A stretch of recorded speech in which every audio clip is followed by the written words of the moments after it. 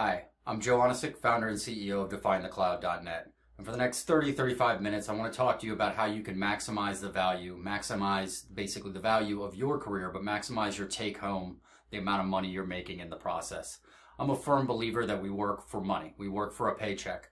And you should maximize that paycheck. You should maximize the amount of money somebody's willing to spend to get the value you offer that person. If you want to work for free, go find your favorite charity and spend all the time you want donating it. But when somebody's paying you for your work, make them pay you for the utmost value you provide, and don't take a penny less. So without further ado, this is going to be my negotiating your career, building, knowing, and selling your value. A little bit about me. I have started one company, started one charity. I've been working in technology for a little over 20 years. According to LinkedIn, I know goats. Not really sure that I know them as well as people think, but I do know just a touch about goats, and we'll get back to that a little later. The first thing I would say is absolutely key to knowing and navigating your career from a salary perspective, a negotiating the next promotion perspective, or anything it is you want to do, is you need to know your goals. You'll hear a lot of people talk about knowing your goals, setting your goals, so on and so forth. I'm not going to spend a lot of your time on that area, other than the fact that you really need to know what your long-term goal is and what your short-term goals to achieve that are. The way I personally take this is I look at my long-term goal as a long shot. It's something I'm not positive I can achieve. And my short-term goals are extreme challenges that I know are achievable, right? You need metrics, you need stepping stones, and those short-term goals should be there. Without this path, you're not going to be able to build yourself and set yourself up to where you want to go.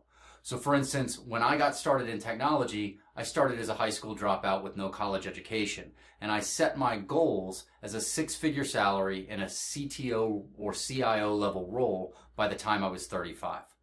That, to me, was an unattainable goal that was a far stretch for anything I could do.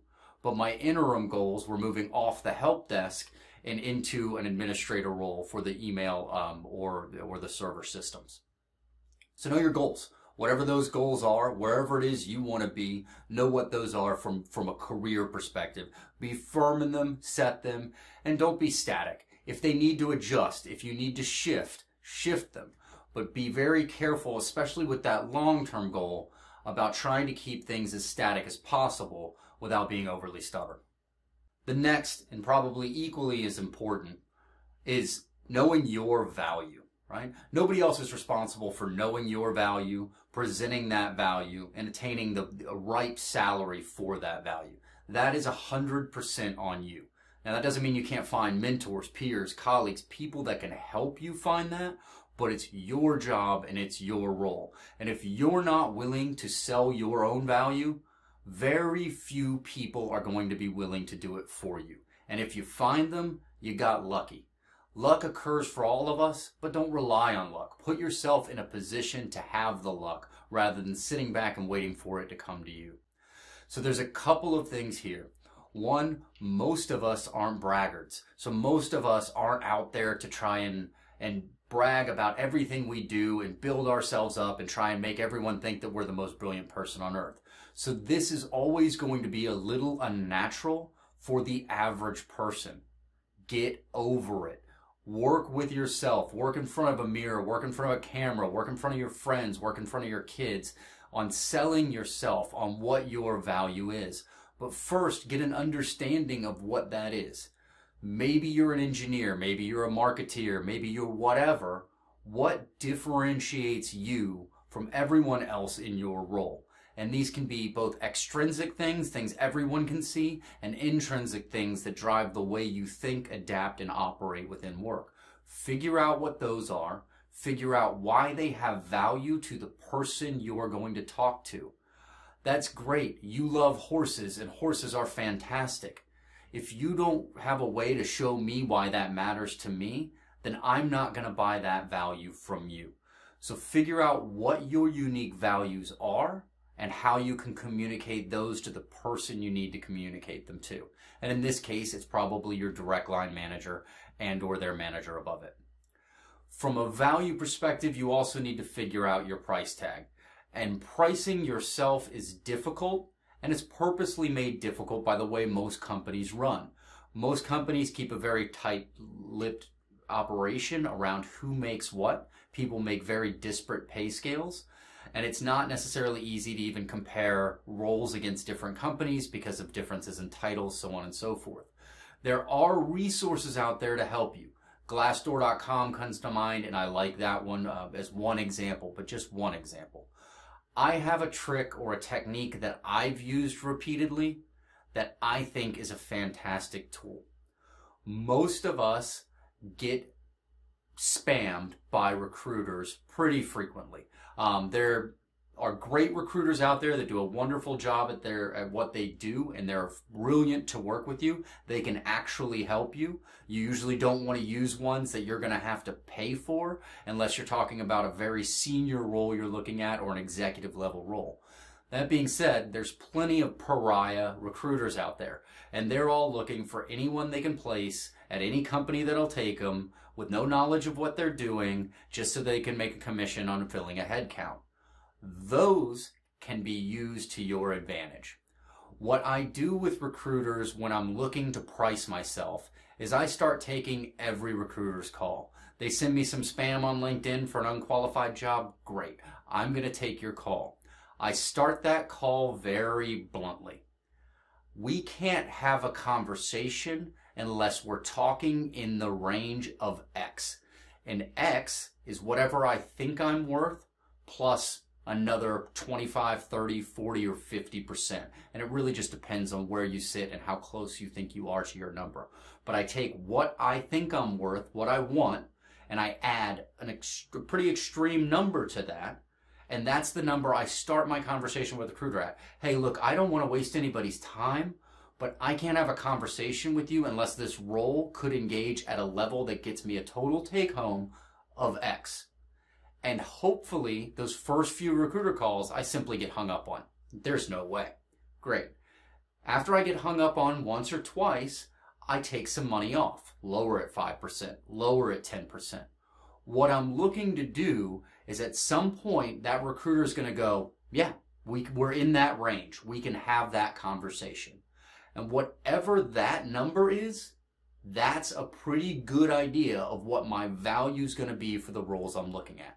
Now, you're wasting their time, but if these are the pariah recruiters I'm talking about, they're wasting everyone else's time. So get some payback, use it to your advantage. It's one of the most effective tools I've found for figuring out what my value is. And I've found big surprises in my career using that tool. I've found surprises where I'm worth much more than I thought I was worth and can go get that money. Another thing that I use is occasionally when I really feel that I'm below that mark, I will start actually interviewing for jobs, even if I'm not interested in leaving my job. Now you're going to run a risk of somebody finding out or of word getting back, and at the end of the day, it's a free market in a capitalist society, at least if you're in the US and most other Western countries, so you have every right to do that. Very few companies are going to fire you over it, and in fact, in a lot of cases, them finding out that you're interviewing might work to your advantage, especially if you're very clear, as I still want to work here, I'm just shopping my options. Doing those interviews will get you some exposure, will get you interview practice, so that part's good.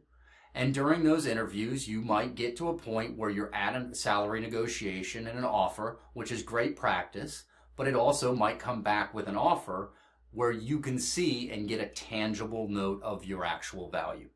Now, what you do with that is there's a few different things we'll talk about throughout the rest of this quick video. But what you do with that is you now at least know your value, and that's huge. So these are just a couple of techniques. There's a lot of other techniques out there. Do some research on it, but really find your value and remember that you want to always push for that value, or heck, that value plus 10 or 15%. Everything is worth what someone's willing to pay for it. And if company B is willing to pay you 50% more to do the same job and you'll be just as happy doing it for company B, why wouldn't you take that money? Let's say you're of the type that goes, oh, I don't need it. I'm making enough now. That's great. Take their money and give it to somebody who does. or do something else with it. Or better yet, save it, park it, invest it, put it away for retirement. Whatever it is, just because you don't need it right now doesn't mean you're not going to need it 5 years down the road when something goes wrong, when something fails. Take the money, bank it. If you're not banking it, someone else is. Next piece should be pretty straightforward, but I see a lot of people that slip off of this or just never look at it. You need to continue to expand your knowledge. You need to always be seeking new knowledge within your company, seeking exposure to ancillary roles. If I work in marketing, I want to know how sales works. If I work in sales, I want to know how product management or engineering works. If I work in engineering, I want to know how marketing works. Expand your knowledge outside your role. If you're technical and you work within a fairly specialized field, learn the ancillary and adjacent fields to you, but also keep learning within your own role. If there are certifications that are appropriate for your field and add value, get those certifications. Take the time, but don't overdo certifications. They only have value to a certain level. They are a time suck. They're going to take away your time to be doing other things, and they cost you money. So just keep it with a grain of salt how many certifications you're going to go for, when and where you're going to certify, and make sure the certification's relevant. Also, if you're in a tech field or an engineering field or a scientific field, anything that's a specialized field, don't limit yourself to knowledge and learning within that field or within the technical realm. Pick up some business information or whatever it may be. Expand your brain in another way. Read a book, read some fiction with your nonfiction. Keep your brain working. This is going to give you new ideas. Those ideas are going to add to your value. They're going to help with your growth. Next up, you will always benefit from building a brand. Build a brand of who you are. I'm not saying you have to go out and use social media. And in most instances, I despise social media and I think it's well overused and it's a huge time suck that doesn't have a lot of return. That being said, having a brand of who you are, what you do, beyond the scope of your actual role is huge. And it helps you to build a network, right? If you have knowledge that not everyone has, share it. Blog, tweet. If you're building code and it doesn't have proprietary information that is tied to your company, it's something you're doing on your own projects, share it, open source it, commit it to GitHub, whatever it is, make contributions to the overall community within your field and expand your network and your brand through doing that. There are a lot of advantages to this. But the biggest advantage is that it's building the network of people that know you and know what you do. 85% of jobs, depending on which study or which survey you look at, are filled through basic networking.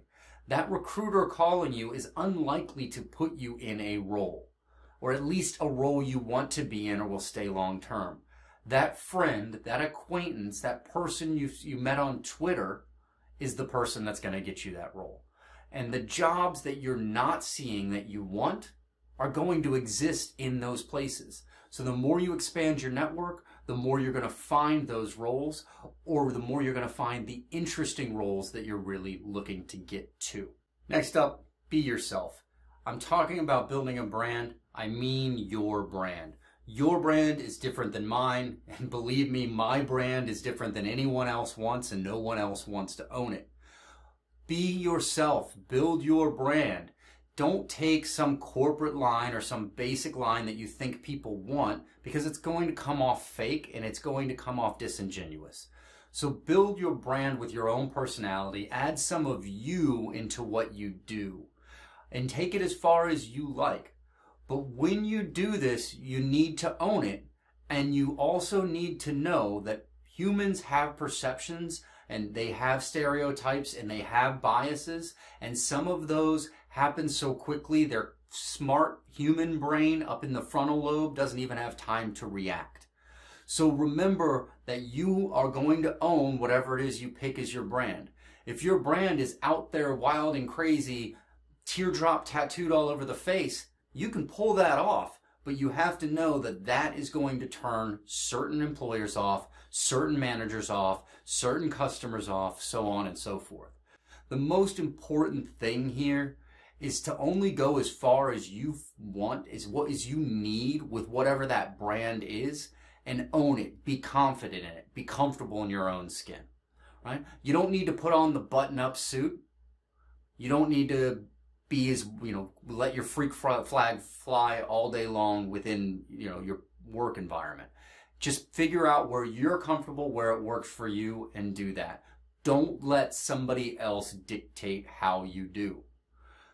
That being said, I do full-heartedly believe that you can provide yourself advantages by dressing more professionally, acting more professionally, so on and so forth. There are plenty of places where you can be whoever you want to be, make a great salary, and do that within the company, and that's fantastic.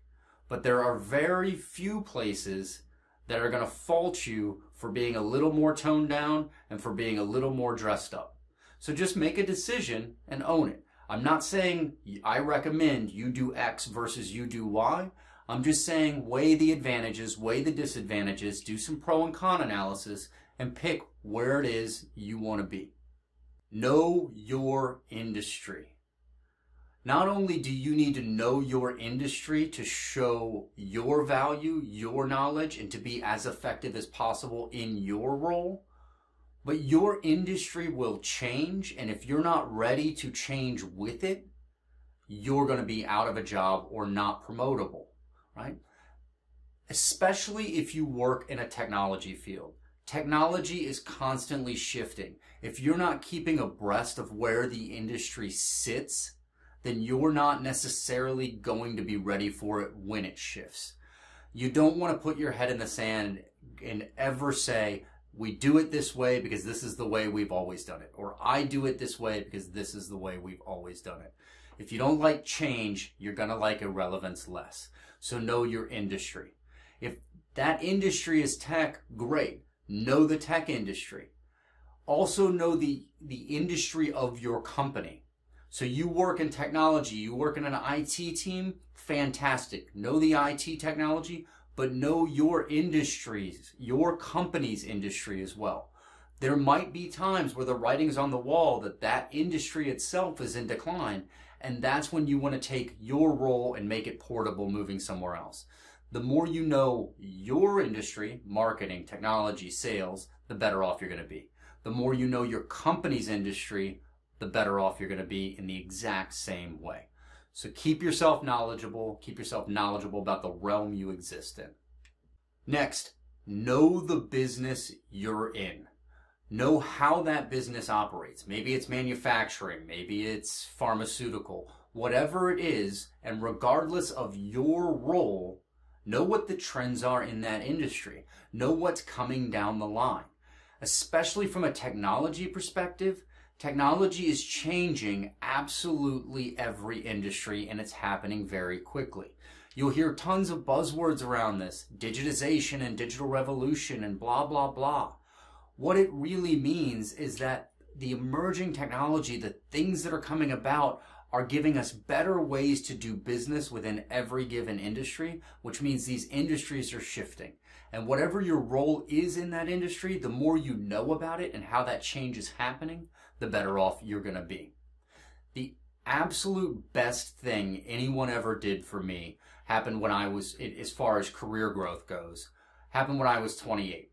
I got promoted to Chief Technology Officer for an approximately $20 million company I was working for at the time. And when I got promoted, my CEO called me on the phone to let me know he was promoting me to CTO. And he told me, I've sent you a subscription to Harvard Business Review, and I've sent you a book on the principles of financial accounting. I want you to read these religiously and never pick up another technical book. You're technical enough, learn how the business works. Those two things have helped me build my career more than any tech book or any certification I ever had. Knowing how my role, which was technical, applies to the businesses of my employer and my customer made me infinitely more valuable than the person next to me who was studying nothing but the technical acumen. I'm not saying full rotate into business from marketing or sales or from tech into business. I'm saying add ancillary knowledge, and these are great resources. If you think about the tech world, especially the sales world, in the tech sales world, we throw around terms like ROI, CapEx, OpEx all the time. How many people that say those terms actually know what they mean and how they apply to a CFO who's having to figure those out on the books? How many people say something like CapEx or OpEx without understanding depreciation cycles and how the CFO has to handle a capital expenditure hardware purchase? Go find out. It's a single book, Principles of Financial Accounting. You can figure all that out. You can spend a few days reading it, and you'll at least have a baseline knowledge of where that sits. Knowing how businesses profit and make money will help you regardless of your role, and it will also help you know when and how to negotiate. Next, take initiative. This one is huge. Take initiative in your job, in your role. If you see something that should be done or could be done, don't necessarily wait around and ask, just do it. You'll find that an interesting thing of human nature is that in most instances, if you're not doing something completely out of the ordinary, if you're doing something and you look like you should be doing it, people assume you should be doing it. So take the initiative, start doing extra projects, start adding to things. If you've got a marketing deck that has been dated and it's sitting there a year out of date and it doesn't make sense anymore, update it, start using it, show it to people. That initiative shows, and good leaders are looking for that type of thing. A great leader wants to mentor the people under them and then get things out of their way so that they can operate autonomously. If you're working for a micromanager, this might not work well, but you don't want to be working for a micromanager. So taking the initiative might not look great to that micromanager, but it's going to quickly identify the fact that you're working for the wrong person. If you work for somebody who's constantly telling you not just what to do, but how to do it, that's not going to be good for your career path, ever. Next, learn to communicate. The best thing you can do for yourself in any role is be able to communicate. And this has applicability way outside the workplace. Maybe you are doing 50% of your time for a charity you love and spending your time. Communication applies there. Communication with the people you're helping, communication with the businesses you're partnering with. Communication is one of the most critical human skills regardless of where you're trying to apply it. And in business, it's absolutely critical. If you are an engineer doing software development and you can't communicate the value of the code you're writing, that code has less value. The value of an item is only as high as somebody is willing to pay for it. And they're only willing to pay for value they can perceive. If you can't communicate that value, they can't perceive it. Therefore, it just doesn't exist. The best engineering, the best code in the world is not going to keep a company afloat, nor is it going to get you to the point you want in your career if you can't communicate it. You will see great tech companies put out of business by better sales and marketing companies on a year-by-year basis. Right? The best case is always to blend these things. So if you're technical or if you're highly specialized in something like marketing, great, but understand how to communicate. Understand not just how to communicate outbound, but to your peers and to your bosses. This is a critical skill. Use whatever free time you have and whatever resources are available to you to get better at this. The best suggestion I have is practice. Get comfortable with being uncomfortable and practice. I don't care if you go to Toastmasters 3 days a week or you go to Alcoholics Anonymous and just stand up and talk there. Wherever it is that you get a chance to do some public speaking is going to benefit you. And it doesn't matter what you're talking about. The more you study and practice communication, the more successful you'll be as you do salary and promotion negotiation. Next, Take the lead and start acting like you have the role you want. This is something that I took from my days in the Marine Corps. We were often told to act like the role we wanted and act like the rank we wanted. If I was a corporal and I wanted to be a sergeant, I should appear to everyone as a sergeant already. This applies well outside the military.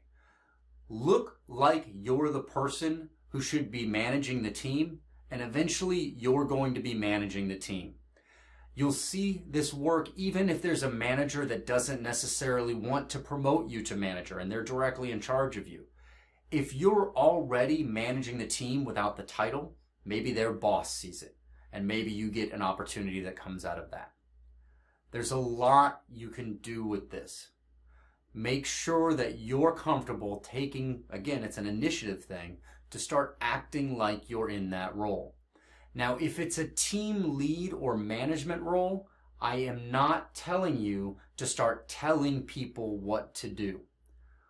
If you want to lead people, do it from the front. Start doing the thing you want done and asking for collaboration and help. So bring people to you, make them want to come to you versus trying to tell people what to do without the authority. That will have the exact opposite effect you are looking for. Next up, be a goat. Be adaptable. These goats are climbing trees because the leaves that they want to eat are in the frickin' trees. Climb the tree. Get the leaves you want. If the salary that you want is up here, go to the salary. The salary is not going to come to you. If you need to change companies, if you need to change roles, if you need to expand what you have to do or what you know, go do it and be flexible and adaptable, right? Don't get stuck in, I love this one piece of X and that's all I ever want to do, but oh, by the way, I want this salary. If you want the job you love and you don't want to change, then let go of the fact of let go of the salary that's up here, because you're not going to get there if you don't go get it for yourself. So be the goat, be adaptable, climb the tree, eat the leaves. Take a sales training.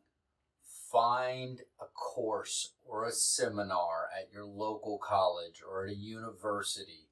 Find a seminar online or a seminar locally. Find a great, well-reviewed, comprehensive sales training and take it. And yes, I'm talking to you. Yes, I'm talking to the doctor or the lawyer or the software engineer or the manager or the executive or the help desk support or the marketer, or you name it. Take a sales training.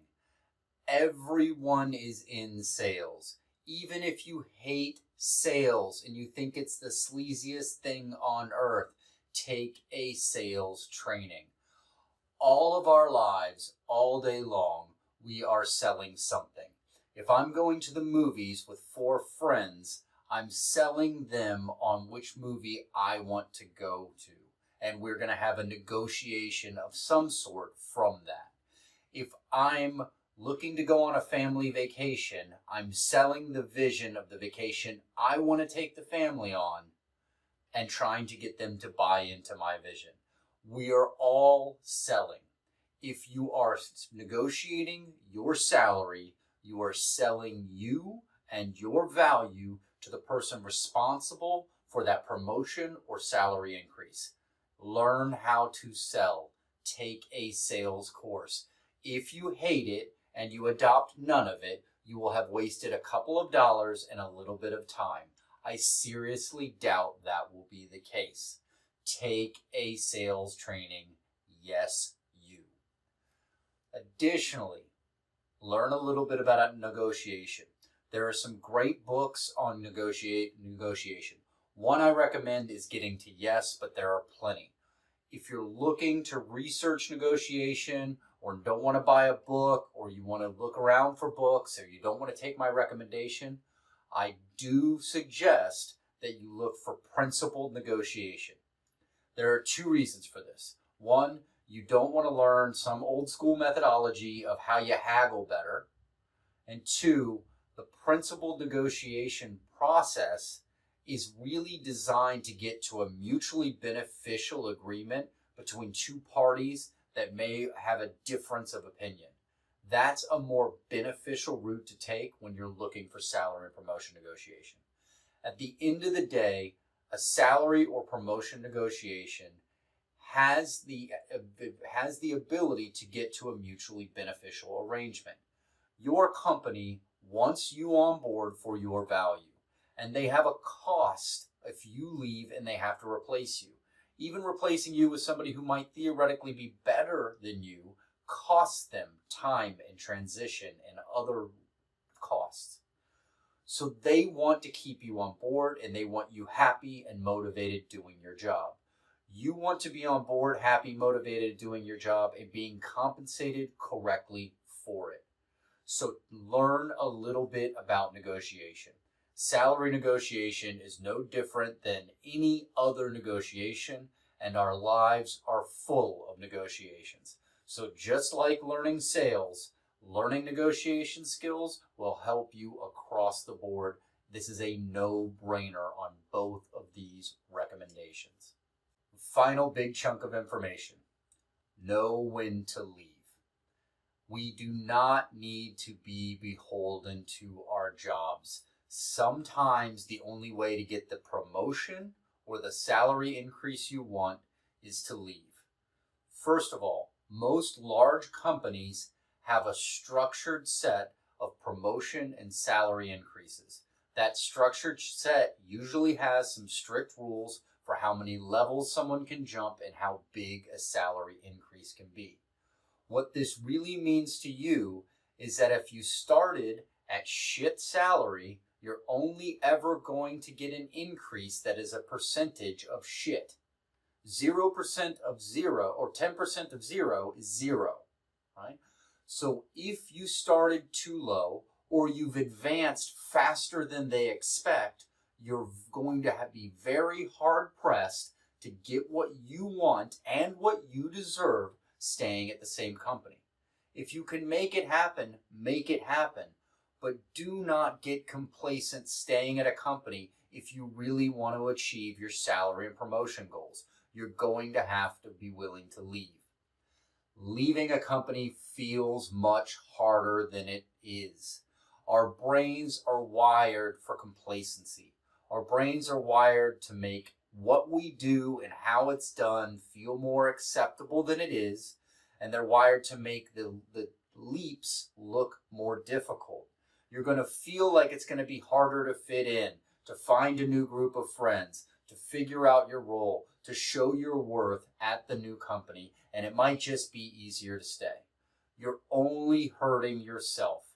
The last day on your job will be far easier than you thought it would be, and your first day on your new job will be far easier than you think. Get out of your comfort zone, and if it's time to leave, leave.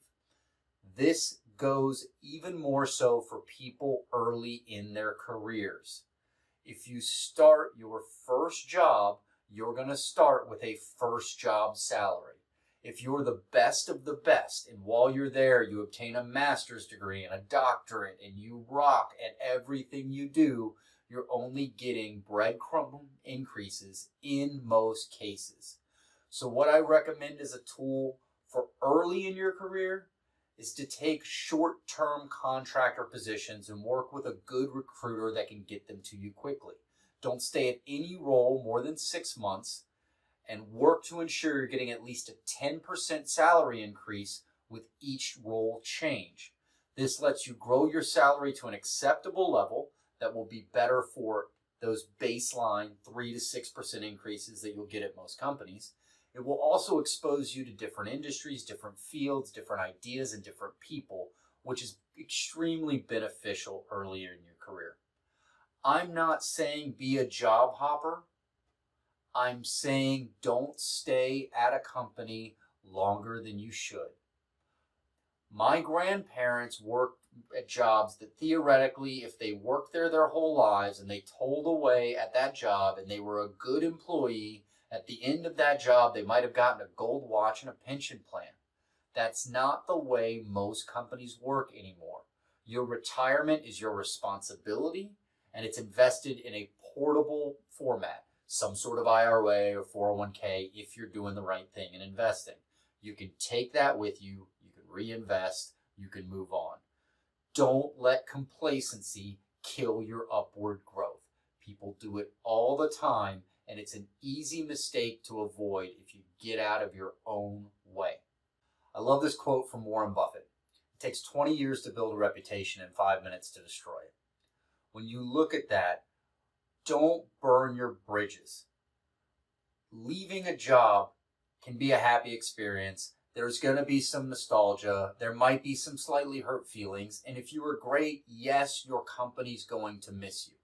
But first, any great leader, any good leader even, should be happy to see you happy and growing. While they will miss you and they feel like they would have loved to have kept you, if they're not happy for your growth, they weren't the right person to be working for anyway. That being said, don't burn that bridge to the ground on your way out.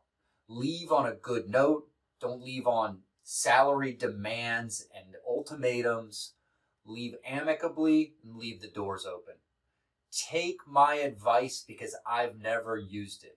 I've burned down every bridge I've ever come across, and I've created more problems for my own life and my own career than anyone else has ever put in front of me. It makes everything more difficult and more painful. Avoid it wherever possible. I really hope these tools are of use and there's some of this that you can incorporate into your lives. I do want to make one note. I have presented this at a Women's in Tech conference in the past, and one of the women came up to me afterwards and said, "This is great advice. I really like it. I'm going to try and incorporate it, but I'm not sure if you're aware that it's different for a man versus a woman using these skills. As a woman, I fear that using these skills, I'm going to be looked at like a pushy bitch, where you might be looked at like a go-getter with confidence." The comment floored me. I'd never thought about it. I had no basis to even begin to understand what it's like to be a woman in any field, much less the tech field.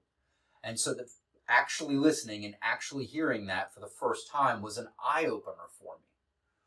I cannot tell you how to do this as a woman because I've never been one. What I can say is that the only thing you can control is your actions. And if you want the salary and promotions you need, I highly recommend you use these tools, control your actions, and if the person on the receiving end takes them the wrong way, then go to the next person or go to the next company. I can't tell you how that'll work. I can't tell you how hard that'll be. But what I can tell you is the one thing I've learned is the only thing in my control is what I do. And so I'm going to do everything I can in my control to provide for my own success. And I think the same will work for you. Overall, if you like this, visit me on Twitter at Joe Onisick or at www.definethecloud.net. Thank you very much.